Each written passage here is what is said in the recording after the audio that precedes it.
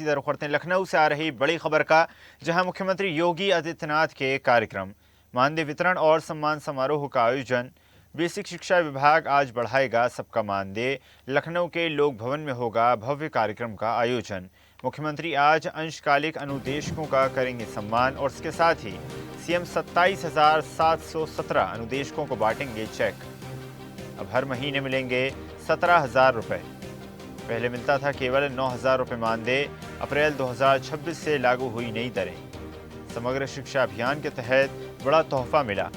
कार्यक्रम में सांसद, विधायक, अधिकारी रहेंगे मौजूद। चलिए खबर पर अधिक चर्चा करते हैं। सहयोगी राशिद सिद्दीकी हमारे साथ जुड़ गए हैं। राशिद, बड़ी सौगातें सीएम योगी आदित्यनाथ के करकमलों से चेक वितरित किए जाएंगे। मानदेय बढ़ाने की घोषणा की जा चुकी है। सम्मान समारोह में भी सीएम योगी शामिल होंगे। जी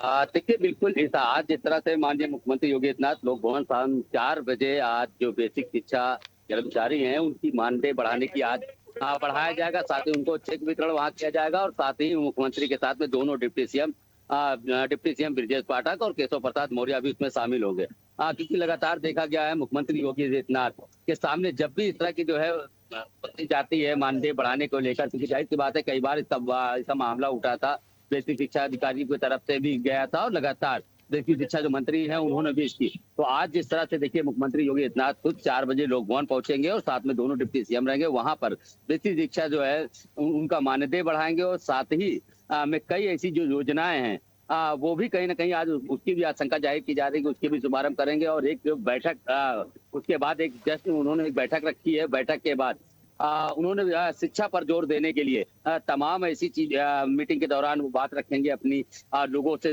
वो साझा करेंगे। तो कहीं ना कहीं से देखिए मुख्यमंत्री योगी आदित्यनाथ लगातार अगर हम बात करें कर्मचारियों को लेकर हमेशा चिंतित रहे हैं और इस तरह के जो मानदेय बढ़ाने की बात है वो कहीं ना कहीं देखिए शिक्षा विभाग के लोगों के अंदर काफी खुशियां भी इसमें वैसा वो जाहिर की जा रही है, क्योंकि जाहिर सी बात है काफी समय से अटका था मानदेय उनको लेकर।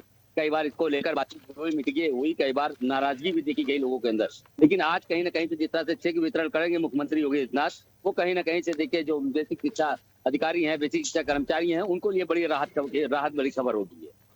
राशिद, बिल्कुल जिस प्रकार आपने जिक्र करा कि शिक्षकों को बड़ी सौगात है और साथ ही साथ न सिर्फ शिक्षकों को बल्कि कर्मचारी वर्ग को, श्रमिकों को और लगभग हर वर्ग को लाभान्वित करने का सरकार का ये प्रयास है।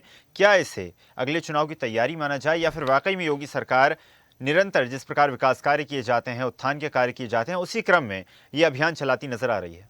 बात करना तो बिल्कुल ठीक ही है, क्योंकि जाहिर सी बात है अब से 8 महीने बाद विधानसभा चुनाव है और ऐसे में लेकर मुख्यमंत्री योगी आदित्यनाथ।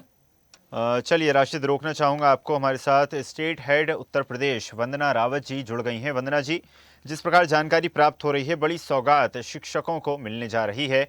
चेक वितरित किए जाएंगे, साथ ही साथ जो मानदेय दिया जाता था उसे बढ़ाया जा रहा है। साथ ही साथ जो इंस्ट्रक्टर पहले उन्हें सौगात कम मिलती थी, अब उन पर भी सरकार का खास फोकस है। किस तरह देखती हैं आप इन सभी विकास कार्यों को, सभी सौगातों को? देखिए ईशा, उत्तर प्रदेश के जो मुख्यमंत्री है योगी आदित्यनाथ एक अंशकालिक अनुदेशकों के बड़े जो मानदेय है उसका आज वितरण करेंगे। भव्य कार्यक्रम का आयोजन किया जाएगा लोक भवन में और पूरे राज्य के जो बड़े हुए मानदेय वितरण और सम्मान समारोह का ये आयोजन किया जा रहा है मुख्यमंत्री के नेतृत्व में। और आज शाम 4 बजे करीब ये कार्यक्रम होगा, जिसके अंदर विधायक, सांसद सभी जो राज्य स्तरीय कार्यक्रम के अध्यक्षता करते हुए उनकी शुरुआत की जाएगी।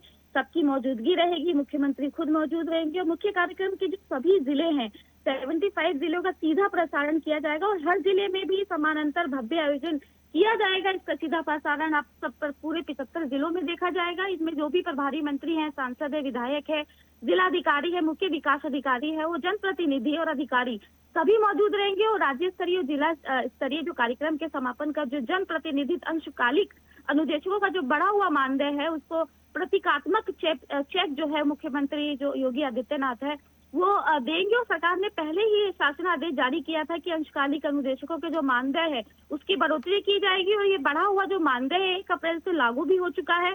अब उसी के तहत जो औपचारिक रूप से जो चेक वितरण है उसका कार्यक्रम ये किया जा रहा है। और जो बेसिक और माध्यमिक शिक्षा विभाग के ऊपर जो मुख्य सचिव है उन्होंने सभी जो जिलाधिकारियों को ये पत्र भी भेजा गया है और कहा गया है कि कार्यक्रम के साथ साथ जो जिले में गरिमामय आयोजन है वो किए जाए, वो कार्यक्रम का व्यापक प्रचार प्रसार किया जाए, क्योंकि ये बड़ी सौगात होगी योगी सरकार के द्वारा। जो शिक्षक है, अंशकालिक अनुदेशक है, आम जन की भागीदारी इसमें सुनिश्चित की जाए और सबसे पहली बात की जो भी मुख्यमंत्री जो अंशकालिक अनुदेशकों का जो सम्मान करेंगे वो 24,717 अनुदेशकों को वो चेक वितरित करेंगे।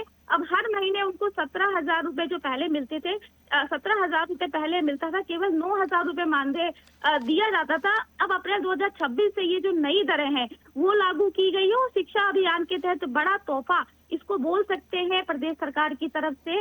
और क्योंकि चुनाव भी है 2027 को, तो इसको देखते हुए कहीं ना कहीं योगी सरकार का एक बड़ा तोहफा जो राज्य के कर्मचारी गण हैं उनके लिए होगा। जी जी बिल्कुल वंदना, जिस प्रकार आपने भी जिक्र करा कि लगातार सौगातें हर वर्ग को दी जा रही, ना सिर्फ शिक्षकों को बल्कि सरकारी कर्मचारियों को, श्रमिकों को, युवाओं को, महिलाओं को, सभी को साधने का प्रयास किया जा रहा है। तो क्या इसे योगी सरकार की अगले चुनाव की तैयारी माना जाए? क्या माना जाए कि योगी सरकार अभी से चुनाव की प्रक्रिया प्रारंभ कर चुकी है? देखिए ईशा, क्योंकि बात योगी सरकार नहीं, बात है भारतीय जनता पार्टी की। भारतीय जनता पार्टी 365 दिन चुनाव लड़ती है, उसका कोई वो एक दिन वो बैठते नहीं है। अभी बंगाल चुनाव के बाद अब उनका पूरा जो दृष्टिकोण है वो यूपी चुनाव पर टिका हुआ है, क्योंकि अभी हाल फिलहाल में ही जो योगी कैबिनेट का विस्तार हुआ है उसका मुख्य कारण जो था वो यूपी चुनाव को लेकर है, क्योंकि 2027 एक बड़ा टारगेट है। क्योंकि जहां एक तरफ समाजवादी पार्टी के अखिलेश यादव पूरा जोर तोड़ से लगे हुए हैं कि किस तरीके से फिर से वापसी की जाए, वहीं भारतीय जनता पार्टी हैट्रिक लगाने के लिए जो ये पूरे कार्यक्रम चला रही है। उनके जो कार्यकर्ता है, अभी विस्तार किया गया कैबिनेट का, उसके बाद जो कार्यकर्ताओं को उनको भी प्रमोशन किया गया ताकि वो भी खुश रहे और आगे बढ़ चढ़कर हिस्सा ले, क्योंकि 2027 का चुनाव है। तो इसको देखते हुए मुख्यमंत्री ने एक ये बड़ी सौगात दी है, जो राज्य कर्मचारी है उनका मानदेय बढ़ाया गया है। जी वंदना जी, अंतिम सवाल आपसे। जिस प्रकार हाल ही में संपन्न हुए लोकसभा चुनाव में समाजवादी पार्टी ने बेहतर प्रदर्शन किया, एक टफ चैलेंज उसने भारतीय जनता पार्टी को दिया है, तो क्या माना जाए कि ये चुनाव भारतीय जनता पार्टी के लिए उत्तर प्रदेश में पिछले चुनावों के मुकाबले कठिन होने वाला है, एक बड़ा चैलेंज होने वाला है? देखिए ईशा, बिल्कुल, क्योंकि अगर 2024 की बात की जाए लोकसभा चुनाव की, तो कहीं ना कहीं जो एक सिक्सर मारा था अखिलेश यादव ने समाजवादी पार्टी की तरफ से, क्योंकि इतनी ज्यादा सीटें कभी भी नहीं आई थी समाजवादी पार्टी की लोकसभा में। जबकि मुलायम सिंह यादव धरती पुत्र कहे जाते हैं, काफी अच्छा उनका प्रदर्शन रहा है, 3 बार मुख्यमंत्री रहे हैं, उसके बाद भी इतनी अच्छी ज्यादा सीटें जो अखिलेश के टाइम में आई है, तो कहीं ना कहीं बीजेपी को एक बड़ा झटका जरूर लगा था 2024 के चुनाव में। लेकिन जब उसके बाद उपचुनाव हुए, यूपी की विधानसभा की जब चुनाव की बात हुई, उपचुनाव की, तो काफी अच्छा प्रदर्शन था बीजेपी का। योगी के नेतृत्व में पूरा चुनाव को लड़ा गया था। लेकिन कहीं ना कहीं एक कठिन स्थिति जरूर है भारतीय जनता पार्टी के पास, क्योंकि एक बार वो सबक सीख चुके हैं लोकसभा चुनाव में, क्योंकि काफी मुश्किलें हुई थी एनडीए को अपनी गवर्नमेंट बनाने के लिए केंद्र में, क्योंकि कहते हैं कि जब यूपी में सीटें अच्छी होती हैं, यहीं से गुजर के दिल्ली का रास्ता क्लियर होता है कि कौन बनेगा प्रधानमंत्री। तो कहीं ना कहीं जो बीजेपी है और जो भारतीय जनता पार्टी है वो किसी भी हाल में इस बार पूरी जोड़ तोड़ की राजनीति कर रही है। कैबिनेट विस्तार किया गया, नए मंत्रियों को चेहरा बनाया गया, चाहे हर जाति विभाग जो भी जातिवाद है उसको भी देखकर मंत्रियों का नियुक्ति की गई है, ताकि किसी भी तरीके से कोई भी लापरवाही की गुंजाइश ना हो। तो 2027 का चुनाव है, दोनों के लिए चैलेंजिंग होगा, चाहे वह समाजवादी पार्टी हो चाहे फिर वो भारतीय जनता पार्टी होगी। जी बिल्कुल, माना जा सकता है कि लगातार अभी से तैयारियां शुरू की जा चुकी हैं अगले चुनाव की। आपका धन्यवाद वंदना जी, जुड़ने के लिए और जानकारी साझा करने के लिए। और ऐसी ही ताजा खबरों के लिए लाइक, फॉलो और यूट्यूब पर सब्सक्राइब कर बेल आइकन जरूर दबाइए और हर अपडेट के लिए विजिट कीजिए स्वदेशलाइव.com।